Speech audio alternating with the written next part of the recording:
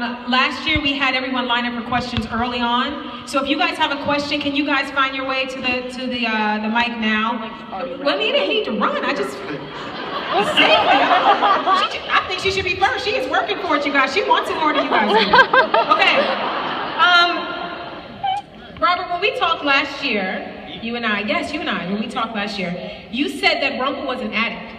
You said that he was addicted to magic and to power. So now we see that he's kind of lost both. So how do you think he's going to deal with the loss of the two things that he loves the most, or he's addicted to, I should say? Well, that's a difficult question to answer, really, without giving too much away this time round. But the incarnation of Rumple this time around is slightly different from what you guys have been used to seeing. He has lost his mantle as the Dark One. But that's not to say that he still doesn't have that same kind of trickery about him. He certainly still has that. Adam and Eddie are the ones to ask about how this thing's going to go. And as regards Mr. Gold, he is presently in a coma, so he's not doing too much. Since we're going to stay in the lost area, I want to come down to Miss Lana Parrilla. Jump over those two wonderful newbies. I'm coming back to them. I just got this question for Lana. Okay. All right. Oh, thanks. Lana, this year we got a further glimpse into what Regina has been through in her life. Even the author said that out of all the characters, Regina has been screwed over the most. Yeah. Yeah. I was moved by the realization that even your mother, Cora, told you, you're not going to be happy. You don't know how. So how does this affect Regina's book? I know, it's horrible. It's her mama. How does this affect... a very difficult life. Yeah. How does this affect Regina's way of looking at life and what she thinks is possible for her? Well, I think she deep down felt at one point that she can never truly be happy. And that's why she was so bad and evil and committed all these horrible acts. But it's being surrounded by the heroes, I guess, that have, and really Emma and Henry, that have changed his sort of perception. But hearing that for her growing up by her mother and her father wishing happiness upon her and her going in an opposite direction, you know, she's come full circle. But I think it's having that familial support that has really given her hope, and she found love. Aww. Well, I mean, I think she's really now starting to embrace it and accept that she can be happy. I mean, since you threw to him, I was going to go to him later, but he's right there. I want to know, this is a tough one. Sean Maguire, who do you think is Robin Hood's true love? Because I see the connection that he has with Regina, but, you know... Colin, stop looking at me. What we do off camera. Don't you start, Rebecca. Look, there's some stuff, there's some trickery. Are you asking me my personal opinion? I would like you to answer as yourself and the character, please, since you brought it up as an option. I only go by what Adam and Eddie write. Good answer. And the way that I've read it is that he's pretty madly in love with this one. I may be wrong, but that's how I interpreted it. This one's meaning and rather deceitful. Yes. I'm still going to hold off on Rebecca. I need some time before I get to you. I got to get my mind right, girl. I got to get my mind right. I'm going to bump over to something that was very delightful for me this year. I loved everything you guys did. I loved the show. I'm a oncer. But my favorite scenes this season have invariably involved Ginnifer and Josh being horrible. Snowing's descent into criminal mastermindom has been just my favorite thing. I wanted to know, how much fun was it to portray the darker sides of Snow and Prince Charming? Y'all were wretched at times. All day, every day. Every day? Like in real Even life? at home. I would like to give an answer full of artistic integrity, but the truth is I mostly break out big giggles because it's so much fun. The cameraman's confused.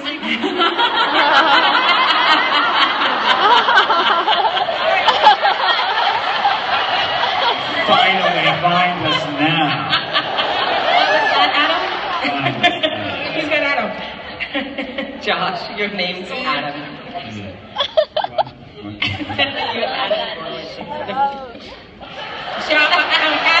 Adam, how was it? Adam, how was it for Josh to be evil? It was good. Yeah, it was great to be able to explore a different side of it, for sure. If we get the opportunity to go back there, it would be great. Yes, please. Great fun. Yes. I think Josh really liked the guy liner. I think he was happy to have the guy Guy liner. Hey, I was against the guy liner for a long time, but now I kind of like it. We doubled down on the guy liner. I know, Said, Josh, more guy liner for you. More And he fans loved in it. Europe. Whoa. No one's going to take this away. This question is for Ginnifer, our Emma Swan. Yep, no claps. I want to clap for her. She's going to say that name and don't give her what she's due. Okay, Ginnifer, Emma finds out this season, that last season, that being good and the savior was not exactly born in her, that there was some trickery by these two that caused it to be so strong. Has that affected her confidence in being the savior and what she means to the residents of Storybrooke? I think a lot of season 4 was about her confidence really being shaken, because when you believe that you've overcome obstacles on your own, you believe that you found that strength within yourself. And so not only did it feel like a betrayal to think that her parents, who she built up to be these really idealistic, good images, had hurt her. She felt like this was not necessarily her own accomplishment to have stayed good despite all the things that had happened in her life. And so that definitely undercut her confidence in her belief in her strength, in herself. Something just came to mind as we were talking about this. Storybrooke is not exactly safe. I don't know if anybody's aware of that. It's not safe. Stuff happens all the time. And sometimes it's not. Really bad. It's supposed to be bad. Stuff went down last year. I mean, the ice walls and the Chinnabog, the Chernabog, and stuff happened. Well, that's one stuff. And at times people can leave. Not always, but sometimes they can leave. And I'm trying to figure out why people stay. That's an excellent question. Why do they stay? That is a great question, and I think we have a video. Is there a video? Yeah, that I think we should ask some Storybrooke residents why they stayed. The people that you don't see, for all the heroes, they're the people that are cobblers and have real jobs. People who are suffering. Yeah, let's see what that is. Well, of course, I remember where I was. My high school was gone. I was in my office doing the Dark One's quarterly tax returns. And then, everything changed. When the ice wall came down, many citizens streamed across the border, leaving Storybrooke behind forever. But this is the story of 3 who stayed. I'm an accountant, and my primary client is Mr. Gold's pawn shop. I work for Aurora, Sleeping Beauty and her husband. I take care of the baby. I run the dry cleaner in Storybrooke. We asked them why they chose to stay in this dangerous place. I was all set to leave when the wall came down. And then I see Cruella headed in. Voluminous fur cape, sort of St. Bernardy. Do you know how much you can charge to clean a voluminous St. Bernard fur cape? Well, I stayed for the challenge. The questions you don't get to tackle anywhere else. As an accountant, if you animate mops to work in the shop, do you need to fill out a W-9 form for each one? Answer, yes. Yes, you do. And they don't wring themselves out. You gotta get an intern to do that, or you gotta hire or you gotta animate a mop just to wring out each of the mops. But he can't get wet, because they gotta animate another one to wring him out. They don't wring themselves out. That's time and a half. Time and a half. Perhaps the key lies in their lives before Storybrooke. Before the curse, I was Freya, the Norse goddess. They named Friday after me. I was 5th in line when they handed out days. My mother was the blind witch from Hansel and Gretel, so there were a lot of kids around. So I did a lot of cooking. cooking for the children? Obviously for the children. Did you think? No, not cooking the children. I mean, once or twice. Yeah, but mostly for the children. Well, back in the Enchanted Forest, I was a bean counter. I worked for the Giants. Keeping track of their magic beans, major part of the job. And did you know that 1 out of every 3 magic beans, not magic, it's a lima bean. You gotta keep track of that. You gotta keep track of that. Oh, that poor family. Life in Storybrooke may be less dramatic, but it's honest and real. We asked about pride. It's not just getting blood out of fur, it becomes a part of you. Deep down, I am proud of the time and money that I saved the Dark One. I've done pioneering things with deductions. If you make a potion with Eye of Newt, guess what? Deduct the whole newt. Deduct the whole newt. Am I proud of fattening up that baby? Yeah, I am proud. I think a place chooses you, and if a dark curse is what made it possible, I don't think that matters much anymore. Our cameras were rolling when they learned that Emma Swan, the town's savior, had been transformed into the next Dark One. The new question, would they stay now? No. First thing I'm doing is stealing Cruella's overnight bag and packing my things. Do you guys validate? You don't? Okay, I'll just write it up.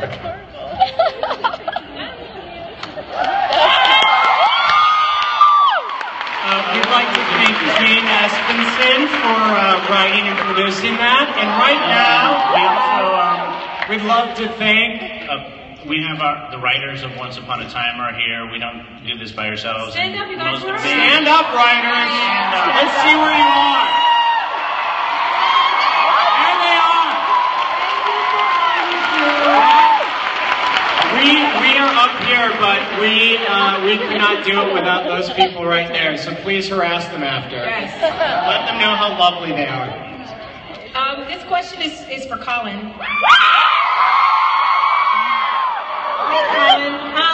For all of Hook's previous scoundrel-like tendencies, he's proven this year to be an upstanding guy. So what do you think has been his greatest challenge to achieving complete redemption? Is it temper? Is that cleared up this year? Is it pride? That came up this year? His fear came up this year? What is it? Can I just say you look wonderful today? Why, yes, you can. Yeah, I think, Hook, he's sort of been battling darkness for hundreds of years, and he found love with Emma, and so I think he's desperately been trying to hold on to that, and trying to be the better man to keep her heart sort of safe, much like Charming and Snow. He wants to protect her, but he has been a villain. And his girlfriend's nasty now, so I mean in a good way. But so who knows what's gonna happen? But I think he really struggled with trying to stay on the right path last season, and it'll be interesting to see where he goes now. Okay.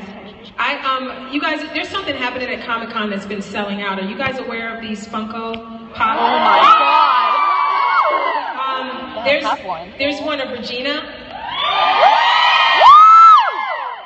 I know this is not about me, but I feel like for being here, somebody should have gave me one. I don't know. They didn't give me one. Why I gotta beg for stuff up here? We could make that happen. What? No way. What's happening? What about her dress? Oh my God, her dress. Hey, there will be a set of 6 Once Upon a Time Funko Pop dolls available online and in stores early October. So Oncers, let's show Funko how strong we are. Let's buy these and have them sell out. I can tell you they're actually already available for pre-order online because our son already has a set coming. There was supposed to be one of me. I wanna, before we go to the audience questions, we'll be next. I gotta go down to Rebecca. Hi, Rebecca. Hello, gorgeous. You scare me a little bit. I'm a little scared of you. I mean, don't look at me like that. You should be scared. I should be scared. Okay, this is serious. Look, I think you're great and I think you're an amazing actress. But there's a but coming. But you scare me a little bit. This is what I want to know. This is why you scare me, because you're brilliant. Zelina has been a bratty child, and on a dime, she has shifted to being the most evil, scary, wicked thing you've ever seen. I'm an actor. I'm a hack. I'm not that great. I'm not as great as her. But I know as an actor, it is very difficult to make that turn. So I want to know, what has that been like for you as an actor, as a thespian? It's been wicked. It's so much fun. This is the best character I've ever played in my life. I love playing someone just so batshit crazy. It's so much fun. Zelina is a complete psychopath. This is the best thing that's ever happened to me. I think the reason it's so easy to play someone so awful is because she thinks she's delightful. She's totally incognizant of the reality of who she really is, and she is on a mission. She believes she's her own hero. So I just trust in that rather than trying to play awful. I trust in the fact that she needs to vindicate herself and find her own happy ending, because she feels incredibly wronged, and she is on a mission to get what she truly deserved. And she believes she... I noticed things, you guys. Really, for the minutia. Zelina's been looking at us directly in the camera, has she not? She looked at us in the hospital, and she looked at us in that mirror. You guys notice she looked right at us? Did I? I'm not crazy. There are two, look, go back and get your DVRs going. There are two moments when Zelina looks into your soul. I'm not kidding. She did it in New York twice. When she's in the hospital with Rumple, she looks right down the barrel, and there's a moment when she's hugging Robin Hood. She's hugging Robin Hood, and she looks in the mirror and she looks into your soul. I felt like she was looking right at me too. I know I didn't miss this. All right, this is my stuff. I got to get my stuff out. This is my time with him too. Okay. You did that. I know you did. No. When that was a really fun day at work when Sean had to kiss everybody in the room. We were like switch, so we like made Mary and me were all kissing, and there was a mirror right there. I'm like, oh, that would be really sick and twisted if I just like opened my eyes. And she did. It made really, really twisted. She looked right at us. Okay, let's go to an audience question. Are you there? Hi, honey. Hi, I'm Katie. Hi, Katie.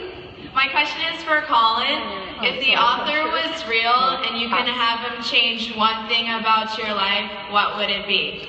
About my life as Colin? Or about my life? Wow. Let me answer that as Captain Hook. I think I would like to have two hands. That would be probably the thing I would say is, dear Mr. Author, please could I have two hands so I can feel something with my left hand?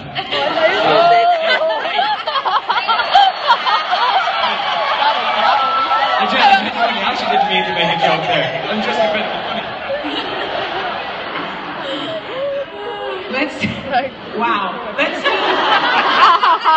Don't even know. Okay, can we do another? Let's do another.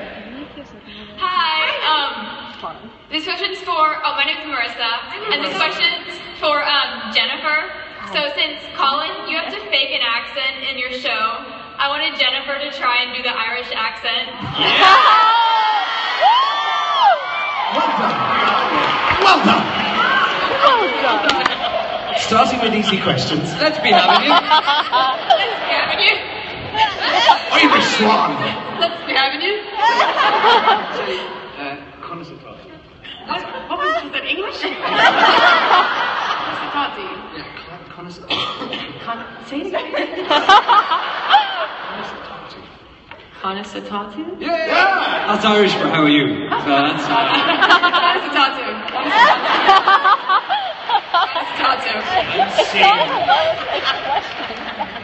Let's do one more. Go ahead, honey. Hi, my name is Jane Marie. My question is for Ginnifer, and I wanted to know what your reaction to the season 4 finale was. Yeah, I'm really excited as an actor to be able to start season 5 of a show doing something brand new is so exciting. And I've been so enjoying playing Emma and everything that's come along with it. But now I get to sort of try something totally new and different, and get to have the fun that these guys have been having. That, you know, there is some fun to the villainy, and I've spent the whole hiatus kind of digging up my thoughts about it and figuring out what I want to do with it, and yeah, I'm just really excited. I think it's a really great thing, and I think that also, you know, Emma went through a lot in her life, and she had a tough childhood, and she's had to overcome a lot of things, and she's always tried to be the bigger person, and she's tried to be the good person, and now that she's tethered to the darkness, she's sort of free of that. And I think that in that space, she's going to face some of the darkness in herself and figure out what that means and figure out how to truly overcome it instead of just repress it. So I'm excited to see where this journey takes her. I think this is a great time to segue into the dark elephant in the room, the swaniness of it all, the dark swaniness of it. You guys, what's happening? Would you guys like to take a look at Emma's? Let's do it. Should we show you? Okay. All right. All you had to do was ask.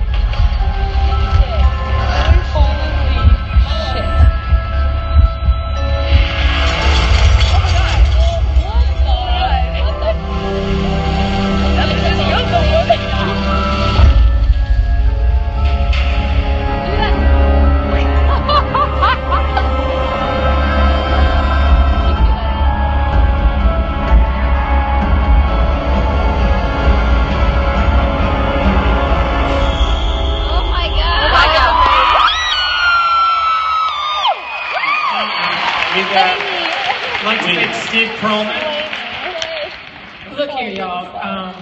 For directing that, and everyone up in Vancouver. Steve, we couldn't, and our cast, our crew up there, we couldn't do it without you.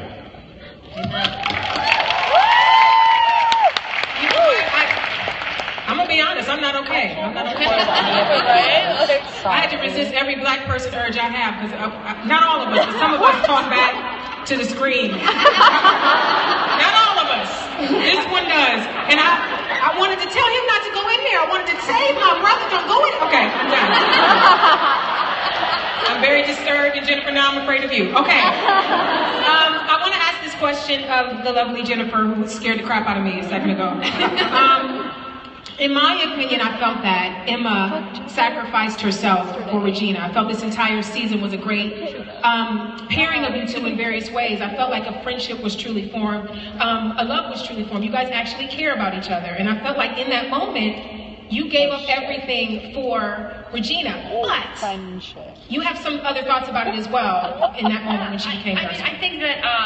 I think that if Regina were the only person in danger, she would still have made the same choice. But from a storytelling perspective, I think it's also important for people to know that the darkness was threatening the entire town. Right. Although I think she, with the friendship that they have formed at this point, and as much as she's seen Regina go through, she would absolutely have made that choice either way. She had to make a split-second decision, knowing that if that darkness wasn't tethered to one being, that it was going to consume everyone in town. Right. That everyone would have been lost to it. So it is sort of twofold. Twofold. Okay, I want to go back to Eddie and Adam. Hi, guys. Have I told you I love you lately? I love you both. I do. Has the 100th episode been planned yet? And if so, what do you have in store? I didn't say I loved you to get scoop. I just feel like we deserve some scoop. Well, I mean, all we can really say right now is we want to make it very special, and we're planning to have the 100th episode be our spring premiere. So, we're hard at work at not telling you anything right now. But we're very proud that we are entering our 5th season, and that we are approaching our 100th episode. And for a show that everyone predicted to be canceled first, I think it is a testament to you, Monster. So give yourself a round of applause. We did it. Let's bounce to another audience question. Hi, honey. Hi. I'm Grace. My question is for Eddie and Adam. As someone who's made lifelong friends through the fandom, what do you think it is about this show in particular that makes these strangers into a family? That's really wonderful to hear. I don't know. It's like it is magic to see you guys and to see this fandom. It blows our mind every time. I think that this is a show for believers and people who want to believe, and I think that it united a lot of people who are tired of cynicism and believe in magic. Yeah. And I hope it did bring you all together, and I hope you make lifelong friends, because I think the reason that we created the show was to add a little hope to the world in any way we could. This question is for Ginnifer Goodwin. Yes, she's amazing. All of her hair. Okay, this is not a question so much as a kudos. When you had to channel Regina, and you know that scene, you guys, when she's speaking, right? That is some of the most amazing lip syncing I have ever heard, and I believe there's some information you want to tell us about how that scene came together. It's a bit of a trick. Lana actually gave me a recording of how she was going to perform it later. So I imitated her on camera, and then by listening to something on my phone, and then she went back and did what we call ADR, which is the voiceover done after the fact, and she lip-synced her own voice back to my lips. And I have a tip. When I did my little small cameo, which I loved, as Ursula, Lana had already been Ursula. She had already done her scenes, and so I ran into her randomly at a party, and I said, "Hey, how did you do it?" And then I mimicked her as my voice of Ursula. So we all just want to be Lana Parrilla. Amen. This is a question for Robert. Hi, Robert. Hi. You recently directed The Legend of Barney Thompson. It was your feature film debut. Is there any chance you direct an episode of Once Upon a Time? Well, I guess that's a question for Adam and Eddie, but they have to see the film yet, so I don't know. It's been getting great reviews. Don't even try it. Don't try it. I don't know. I enjoyed my experience directing it. It's something that's been on the horizon for me for quite a long time. But directing television is a far different thing from directing film. I think you find that television is a producer's medium, which is a different thing from film, which is a director's medium. So it would really have to go through an awful lot of different people before it came down to me. But I don't know, they need to ask. Okay. This one is a question, it's for Emilie, but I don't know if this is something you can even answer. It's a question about when she was at the well talking to Rumpel. How in control was Belle, or was she doing Regina's bidding the entire time? Can you answer as an actress what you knew, or? Yeah, I love that scene. Thanks, guys. It's a great scene. Yeah, she basically was under Regina's the entire time. There's still, from my perspective and how I played it, that there's still an element of who Belle is as a person there. Obviously, she's still there, and it's not somebody that's completely taken over her body in any respect, but yeah, you know, still not able to vocalize exactly how she would deal with that situation, let's put it that way, so not terribly in control. Awesome. Yeah. Sean Maguire. Yes?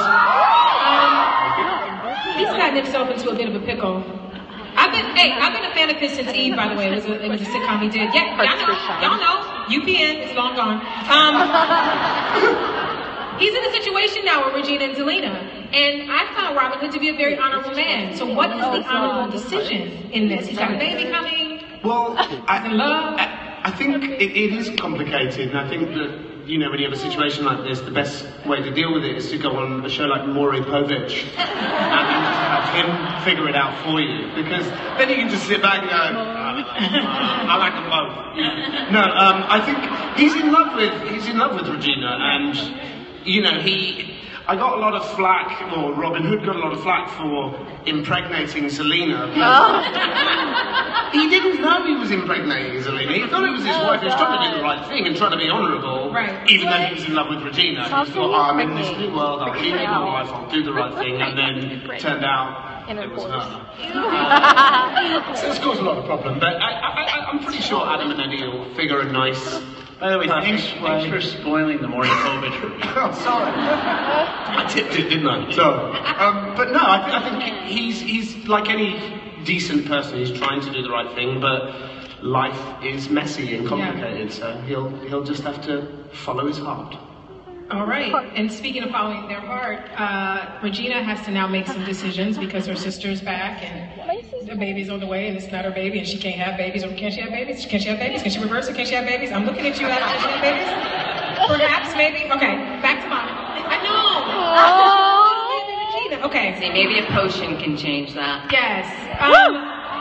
What I love about this season for Regina is that ultimately she found out that her happiness has to be found within. It's not a person, it's not a place, it's not a situation. It's right, come on. Realizing that it has to be found within, and she's turning around all this different programming. So, in a certain way, Robin was there for some of that, but I think it's more than that made her flip that switch. In your mind, what was it that made Regina go, no, this is what it is. This is what a happy ending is for me. I think it was an evolution. It happened over the course of the seasons.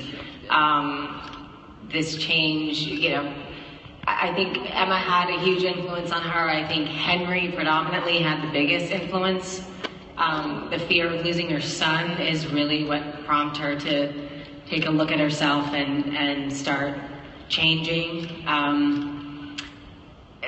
Like Regina says, Robin's just a part of her happiness, but he isn't what really, I mean, he makes her happy, but I think it's that self-growth and, you know, taking a look at oneself and really trying to do the right thing and then reaping the benefits of that.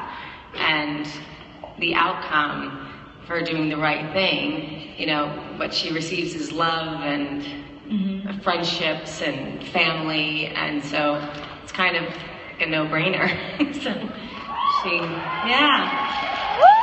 but it's really because of the family that she's inherited that I think is made a massive influence and change. Speaking of family, Henry, I know, isn't it great? Jared's great. Okay, he snapped the quill. He became the new author, and then he snapped the quill. And the apprentice still said, we've made the right choice, meaning he was still the author even though he snapped the quill. So my question is he going to blog the story now? Is it internet? How are we going to get our stories? That's an excellent question. Thank you. I don't think he thought that through. You know, Henry was making a heroic gesture, and he decided to do the right thing, and I'm sure that won't come back to haunt him. He's not going to regret that at some point. No, nothing will happen this season that will make him regret that.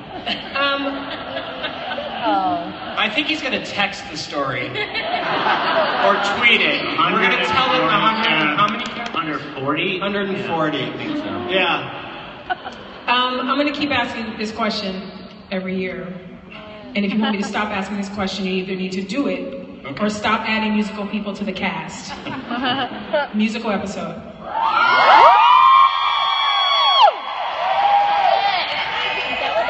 Look,